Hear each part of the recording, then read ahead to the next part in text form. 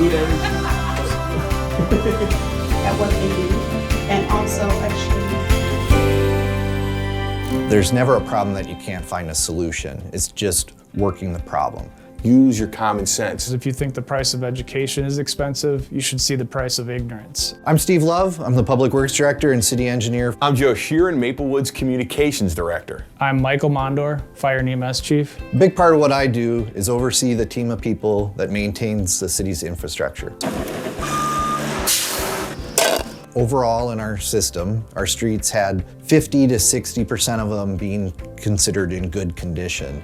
And we've had the goal to reach at least 70% of our streets in good or excellent condition, and we finally tipped that point here last year. One thing that encapsulates my career best is always adapt, always be willing to change, always be willing to understand your circumstance. I'll give you a great example. When I first came out to the Midwest, I was a Philly kid who came for a reporter job in a small town in the Midwest. I had a slick three-piece suit on, and they sent me to a hog farm on my first day. And through there, I've learned to adapt, adjust to your situations, be willing to change on the fly. In this profession, you need to have thick skin, perseverance, and ability to get through difficult challenges that are going to position us to best serve the community's needs, and using data to drive our decisions, and making decisions that aren't always popular but are in the best interest of the community, and being able to persevere through that. In the year ahead, we'd really like to ramp up our diversity, equity, and inclusion efforts. We've done a great job over the last 4 or 5 years, but now it's time to take it to the next level,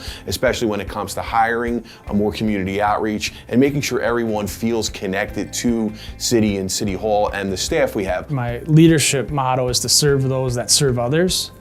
We do tremendous work in the community, and my focus is really going to be on how we make sure that our employees are best prepared, that they're engaged, that they're well, and able to meet the needs of the people that they truly interact with and care for every day.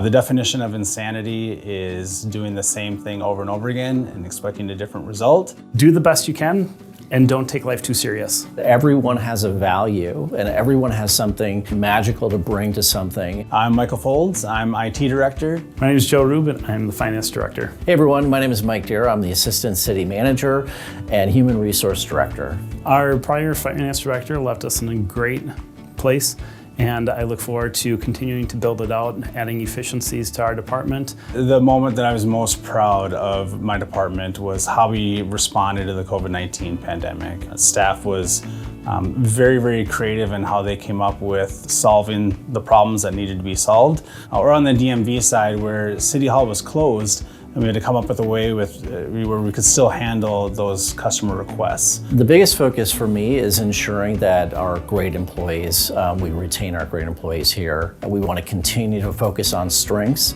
and focus on the strategic plan and objectives of our City Council.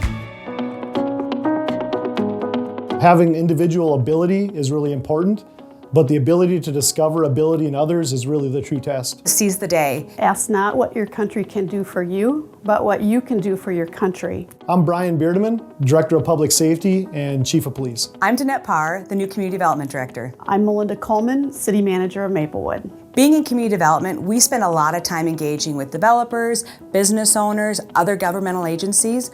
One of the things that we luckily have a great opportunity for here in Maplewood is to get out at events, to get to know people, to get in front of people and understand what their needs are and how we can meet their needs. Obviously a pandemic going on, we had the death of George Floyd and civil unrest, and also during that time we did have a lot of staffing issues and throughout the United States with police. So bringing those three things together, I think the way it really shows that police officers are able to multitask, are able to really be creative and strategic. I think one of the things that I'm most proud of and is the best accomplishment is the implementation of a strengths-based organization. After you know your strengths and you know other strengths, it helps you understand the differences that people have, but it also allows you to adapt to their style as well as your own for better communication and better ability to work together. And I was in a public hearing.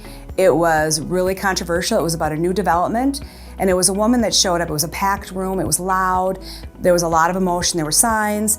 And the woman had her 2 little kids standing next to her, and she was talking about, and she was very emotional, and she was talking about the fact that this new development was going to change their way of life. And as I sat there and listened to her get very emotional, I myself got emotional, and I realized at that moment I am exactly in the place I'm supposed to be in, doing professionally what I know I'm supposed to be doing.